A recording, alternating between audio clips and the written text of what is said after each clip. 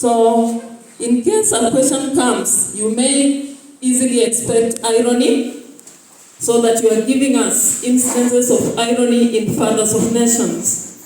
And it starts right in chapter 1. So I'll start with the general outlook of Fathers of Nations. I know you've read, but I'll just go through very fast. So that as you look at this book, consider the arrival. In chapter 1, we have the arrival, and we have the introduction of the 4 important characters. That is Melusi, Kimani, we have Tahir and Chamaka. The placement on the different wings is not just as it is. You can realize that the eastern wing is given to somebody from eastern country, the southern wing from somebody from southern country, and all that. So consider that as not just something done for fun, but there is a reason. So establish the styles related to that, and establish why the author is doing this. Now, as we finish chapter 1, we head to chapter 2, which is page 16 up to 20. And that is where we are getting Kimani's past. We realize a lot about Kimani. So establish character traits of Kimani and those around him, whether they are fellow colleagues in the university, whether it is Asia, whether it is the daughter Tuni, and the government leaders. See the contrast between the government and the elites. So see that juxtaposition that the author gives us. See the irony in this chapter. This irony bears, the chapter bears a lot of satire too. Consider that satire. See the vivid description the author has given us. Establish the themes, the corruption, the political negligence, the abuse of power, that fear that is created, and the change that finally comes as the chapter ends. Because now Kimani has to shift from whatever he's used to and whatever he had sworn to have to something different. Then we come to Pinnacle Hotel, where we have to meet the leaders, the heads of state, and we have to see whatever they are there for. So I'm just making you to see the relevance of mastering the text. How many times have we read the book so far? Yeah? Many times might mean 2. 5 times. To understand chapter 5 also, where we have 66 to 81. This is where we are now coming to Abiola's life. We are introduced to the incidents of Harvard, the past. Then currently he's in Boston. He's been invited as an advisor to the summit. And here he is, going to Boston. Whatever he needs and what he swears not to tell the wife. Then back on the plane, meeting Tad Longway. The persuasion Tad offers him. Then finally, as they arrive in Nigeria, they want that to happen. Ask yourself why all the men in the text don't have a stable family. What was the intention of the author? Was it to make us see that these people have a reason to stand with Pad Alpha? Alright, then get to chapter 6, that is page 82 to 89. That is the summit is now on. Now we see the security matters. Then we see Melusi checking in, challenging the security man. Then we later come to the past of Melusi.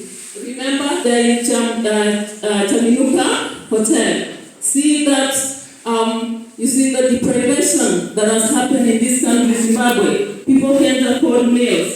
Third law, he comes, he gets the history behind whatever happened in this country, how Melusi had fought closely with the Smith, and then how it comes about when there is this independence, another person takes over and corrupts, he runs down the country, he brings in what has to clean the chaff. Remember the Kukurahundi, isn't it?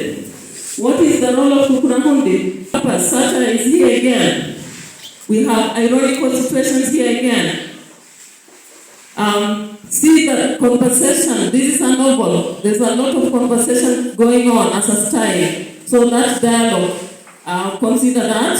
Then see how it finally takes the turn of events as he decides to join Agda. So we realize a consistency in the character trait of Chad because he's the one talking to all these people. Now get to chapter 7, that is page 100 up to 104. Remember, having a lot of population, considering that country, South Africa, because of what? Because it is a pole of influence in what? Yeah? Technology. Then he goes to the Kenyan president. Why? The alliances with other nations. Then he goes to, the final person is that of Zimbabwe. Why? What is the pole of influence for the Zimbabwe president? Sheer obstinacy. Yeah? So then we look at the next chapter 8, 105 to 116. Let us see Chamaka's past brought, how he used to drive recklessly. And his brother was so happy about it.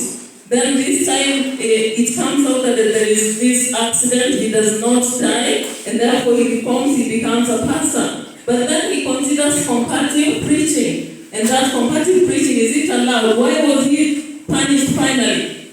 As Chamaka the pastor? Why church inside Africa? Why not inside Nigeria? So when you consider those, there's a lot of satire in everything in this text that you must actually consider to validate, discuss with your friends, establish the ironical situations, the humorous points, and see how you can get to understand more. Then we see now he's put to jail. I hope you know the difference between the time Kimani was in and the difference of Chamaka. How long was Chamaka put in? Author not show us. As compared to when we see Kimani, we see Melusi discussing. We see Tahir discussing. So consider those questions because it can be a point of examination.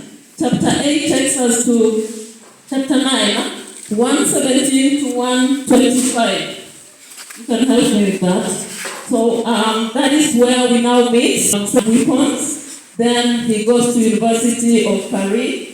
And we see that the president has led for 20 years. But Tahir is so excited about him. Now he joins the Feast of Allah. That is the faith. And then finally, there is that attack that finds him unwell because now from there his life is ruined. The Al-Qaeda attack.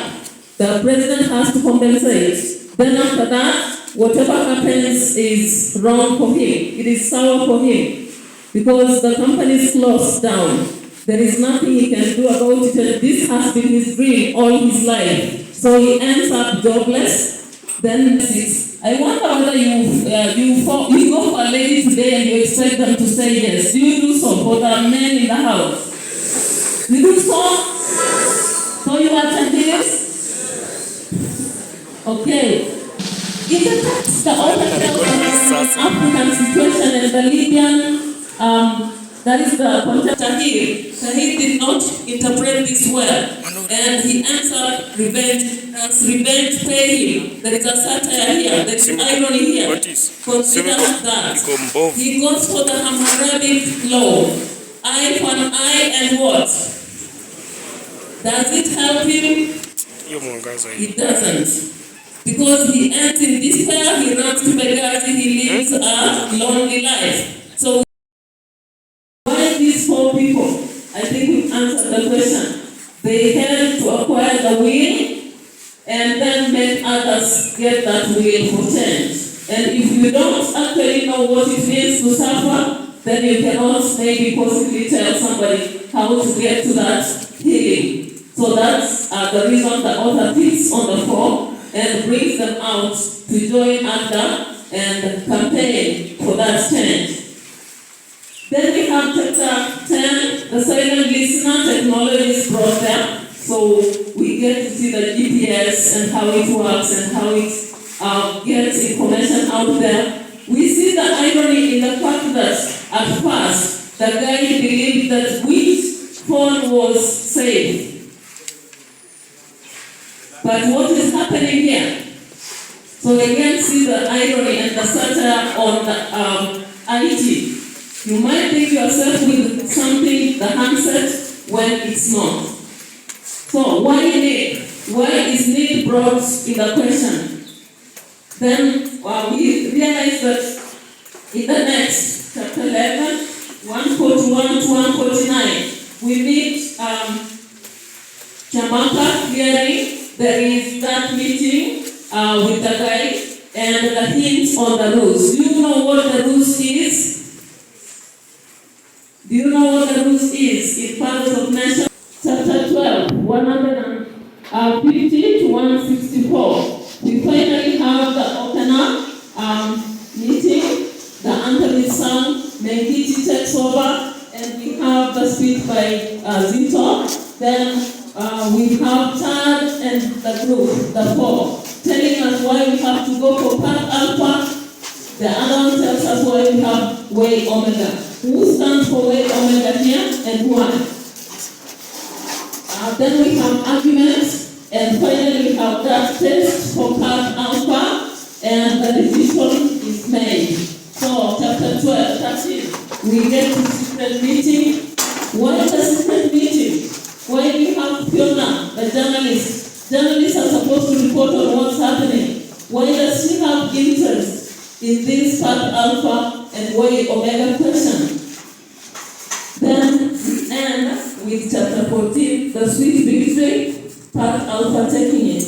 But why did the author have to take Bangora, who has no idea about the Path Alpha, Way Omega, but he had to be the chair? That is a satire again. We have the coin, the tossing of the coin in such a generation where the fate of 50 states have to be decided. Now, do you know the contrast between Path Alpha and Way Omega? Establish that, because those are points where you can get actually questions coming in. Now, back to